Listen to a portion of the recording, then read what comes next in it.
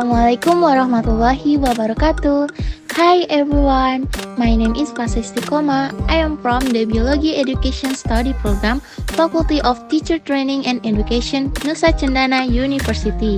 Nah, di video kali ini, saya akan membahas materi terkait instrumen, validitas, reliabilitas, dan analisis butir soal. Yuk kita simak bersama-sama. Tahukah kamu apa itu instrumen?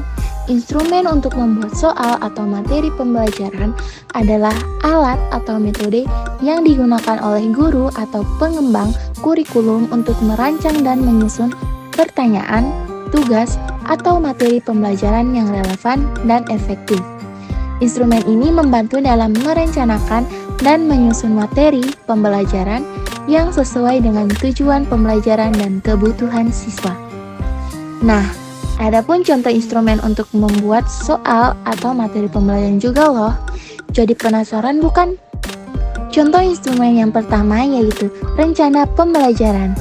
Nah, rencana pembelajaran ini merupakan instrumen yang digunakan untuk merencanakan dan mengatur materi pembelajaran secara sistematis. Rencana pembelajaran mencakup tujuan pembelajaran, strategi pengajaran, metode evaluasi, dan sumber daya yang akan digunakan. Instrumen ini membantu guru dalam merencanakan urutan pembelajaran, menentukan konten yang akan diajarkan, dan memastikan keterkaitan antara tujuan pembelajaran, metode pengajaran, dan evaluasi. Yang kedua ada bank soal. Nah, bank soal ini merupakan instrumen yang berisi kumpulan pertanyaan atau tugas yang dapat digunakan dalam evaluasi atau latihan siswa. Bank soal ini mencakup berbagai jenis pertanyaan seperti pilihan ganda, isian singkat, esai, atau tugas terstruktur. Instrumen ini membantu guru dalam menyusun pertanyaan yang sesuai dengan tingkat kesulitan, konten pembelajaran, dan tujuan evaluasi. Yang ketiga ada template soal. Nah, template soal adalah instrumen yang menyediakan format atau kerangka kerja untuk menyusun pertanyaan atau tugas. Template soal mencakup bagian-bagian seperti pertanyaan masalah, pilihan jawaban, petunjuk, atau skor penilaian. Instrumen ini membantu guru dalam menyusun pertanyaan yang jelas, terstruktur, dan mudah dipahami oleh siswa. Yang keempat ada rubrik penilaian. Rubrik penilaian ini merupakan instrumen yang digunakan untuk memberikan panduan dan kriteria penilaian yang jelas untuk pertanyaan atau tugas. Rubrik penilaian menggambarkan tingkat pencapaian yang diharapkan dalam berbagai aspek pembelajaran, seperti pemahaman konsep, keterampilan berpikir kritis, kerja tim, atau kualitas presentasi. Nah, instrumen ini juga membantu guru dalam memberikan umpan balik yang konsisten dan objek kepada siswa. Yang terakhir ada sumber daya pembelajaran. Sumber daya pembelajaran ini merupakan instrumen yang digunakan untuk menyediakan materi, contoh, dan referensi yang mendukung pembelajaran. Sumber daya pembelajaran dapat berupa buku teks, artikel, video, presentasi, atau situs web. Instrumen ini membantu guru dalam menyusun materi pembelajaran yang relevan, terkini, dan bervariasi.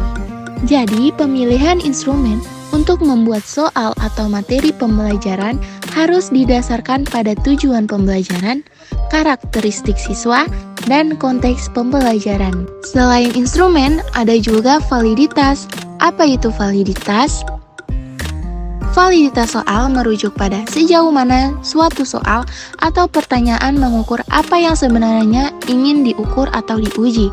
Validitas adalah ukuran sejauh mana instrumen pengukuran, dalam hal ini soal, benar-benar mengukur konstruk atau karakteristik yang dimaksudkan. Dalam konteks pembuatan soal, validitas sangat penting karena menentukan apakah soal tersebut dapat memberikan informasi yang akurat dan relevan tentang pemahaman atau keterampilan siswa. Jika soal tersebut tidak valid, maka hasil yang diperoleh dari tes atau evaluasi tidak dapat diandalkan atau diinterpretasikan dengan benar. Secara umum, ada beberapa jenis validitas soal yang digunakan loh. Apa sajakah itu? Yang pertama, ada validitas isi. Nah, validitas isi menilai sejauh mana soal mencakup materi atau konten yang relevan dengan apa yang diukur. Untuk memastikan validitas isi, penting untuk memastikan bahwa soal mencakup berbagai aspek penting dari materi pembelajaran dan mencerminkan tujuan pembelajaran yang diinginkan. Yang kedua ada validitas konstruk. Validitas konstruk menilai sejauh mana soal mengukur konstruk atau karakteristik yang dimaksudkan. Ini melibatkan pengujian apakah soal secara efektif membedakan antara siswa yang memiliki pemahaman atau keterampilan yang berbeda. Validitas konstruk dapat diuji dengan menggunakan analisis statistik seperti analisis faktor atau korelasi dengan variabel lain yang relevan. Yang ketiga ada validitas kriteria. Nah, validitas kriteria ini menilai sejauh mana hasil dari soal dapat memprediksi atau berkorelasi dengan kriteria eksternal yang relevan. Misalnya, jika soal digunakan untuk mengukur kemampuan siswa dalam memecahkan masalah matematika, validitas kriteria dapat diuji dengan membandingkan hasil tes dengan kinerja siswa dan situasi nyata yang melibatkan pemecahan masalah matematika. Selanjutnya ada reliabilitas. Nah, reliabilitas mengacu pada sejauh mana suatu instrumen pengukuran seperti tes atau kuesioner konsisten dan dapat diandalkan dalam memberikan hasil yang konsisten jika diulang penggunaannya. Dalam konteks pengukuran, reliabilitas adalah ukuran sejauh mana instrumen tersebut menghasilkan hasil yang stabil dan konsisten ketika digunakan berulang kali. Reliabilitas sangat penting dalam pengukuran karena menunjukkan sejauh mana hasil pengukuran dapat diandalkan dan bebas dari kesalahan atau fluktuasi yang tidak diinginkan. Jika instrumen tidak memiliki reliabilitas yang baik, maka hasil pengukuran tidak dapat diandalkan dan interpretasi yang akurat tidak dapat dilakukan. Nah, adapun beberapa metode yang umum digunakan untuk mengukur reliabilitas instrumen pengukuran. Apa sajakah itu? Yang pertama ada reliabilitas tes-retest. Metode ini melibatkan pengulangan pengukuran yang sama pada subjek yang sama dalam dua waktu yang berbeda. Hasilnya kemudian dianalisis untuk melihat sejauh mana hasil pengukuran konsisten antara dua waktu pengukuran. Koefisien korelasi antara skor pada waktu pertama dan waktu kedua digunakan untuk mengukur reliabilitas tes-retest. Yang kedua ada reliabilitas paralel. Metode ini melibatkan pengukuran yang dilakukan dengan dua set instrumen yang setara secara konten. Dua set instrumen tersebut diberikan kepada subjek yang sama pada waktu yang sama. Hasilnya kemudian dianalisis untuk melihat sejauh mana hasil pengukuran konsisten antara dua set instrumen. Koefisien korelasi antara skor pada dua set instrumen digunakan untuk mengukur reliabilitas paralel. Yang ketiga ada reliabilitas internal. Metode ini melibatkan analisis internal konsistensi instrumen pengukuran, seperti tes objektif dengan beberapa pilihan jawaban. Salah satu metode yang umum digunakan adalah koefisien Alpha-Cronbach, yang mengukur sejauh mana item-item dalam instrumen saling berkorelasi dan mengukur konstruk yang sama. Oleh karena itu, penting untuk mencapai tingkat reliabilitas yang memadai dalam instrumen pengukuran. Untuk meningkatkan reliabilitas, beberapa langkah yang dapat diambil termasuk memastikan instrumen memiliki instruksi yang jelas, menghindari ambigu dalam pertanyaan atau item, dan menggunakan item yang bervariasi untuk mengukur konstruk yang sama. Nah, yang terakhir ini adalah menganalisis butir soal. Apa itu analisis butir soal dan bagaimana cara menganalisisnya? Yuk kita bahas bersama-sama. Analisis butir soal juga dikenal sebagai analisis item, yang merupakan proses evaluasi dan pengujian karakteristik setiap item atau pertanyaan dalam suatu tes atau kuesioner. Tujuan dari analisis butir soal ini adalah untuk mengidentifikasi kekuatan dan kelemahan dari setiap item, serta untuk memastikan bahwa item tersebut memenuhi standar kualitas yang diinginkan. Ada beberapa langkah-langkah umum dalam melakukan analisis butir soal. Yang pertama, mengumpulkan data. Pertama, data jawaban siswa atau responden dikumpulkan dari tes atau kuesioner yang telah diberikan. Data ini akan digunakan untuk menganalisis butir soal. Yang kedua, menghitung statistik deskriptif. Statistik deskriptif seperti persentase jawaban benar, persentase jawaban salah, dan tingkat kesukaran dihitung untuk setiap item. Persentase jawaban benar menggambarkan seberapa banyak siswa atau responden yang menjawab item dengan benar. Sedangkan persentase jawaban salah menggambarkan seberapa banyak yang menjawab item dengan salah. Tingkat kesukaran mengukur seberapa sulit atau mudah item tersebut bagi siswa atau responden. Yang ketiga, menghitung indeks daya pembeda. Indeks daya pembeda mengukur sejauh mana item dapat membedakan antara siswa atau responden yang memiliki kinerja yang baik dan yang buruk. Indeks ini menggambarkan seberapa item tersebut dalam membedakan antara siswa atau responden yang memiliki tingkat kemampuan yang berbeda. Indeks daya pembeda dihitung dengan membandingkan persentase jawaban benar pada kelompok siswa atau responden yang memiliki skor tinggi dengan persentase jawaban benar pada kelompok siswa atau responden yang memiliki skor rendah. Yang keempat, menghapus item yang buruk. Jika item memiliki tingkat kesukaran yang terlalu tinggi atau terlalu rendah, atau jika indeks daya pembeda item rendah, maka item tersebut mungkin perlu dihapus dari tes atau kuesioner.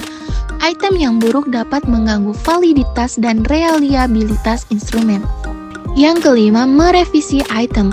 Jika item memiliki masalah dalam tingkat kesukaran atau indeks daya pembeda, item tersebut dapat direvisi untuk meningkatkan kualitasnya.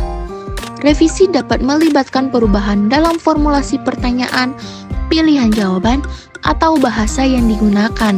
Yang keenam, melakukan analisis statistik lanjutan. Selain statistik deskriptif, analisis butir soal juga dapat melibatkan teknik statistik lanjutan seperti analisis faktor atau analisis item respon teori. Nah, analisis ini dapat memberikan wawasan lebih mendalam tentang karakteristik item dan hubungannya dengan konstruk yang diukur. Jadi, dengan melakukan analisis butir soal, kita dapat memastikan bahwa setiap item dalam tes atau kuesioner memenuhi standar kualitas yang diinginkan. Hal ini penting untuk memastikan bahwa instrumen pengukuran memberikan informasi yang akurat dan dapat diandalkan tentang pemahaman atau keterampilan siswa atau responden. Berikutnya ada beberapa contoh terkait instrumen soal, validitas, reliabilitas, dan analisis butir soal. Soal pertama di sini dimana terkait dengan materi keanekaragaman hayati.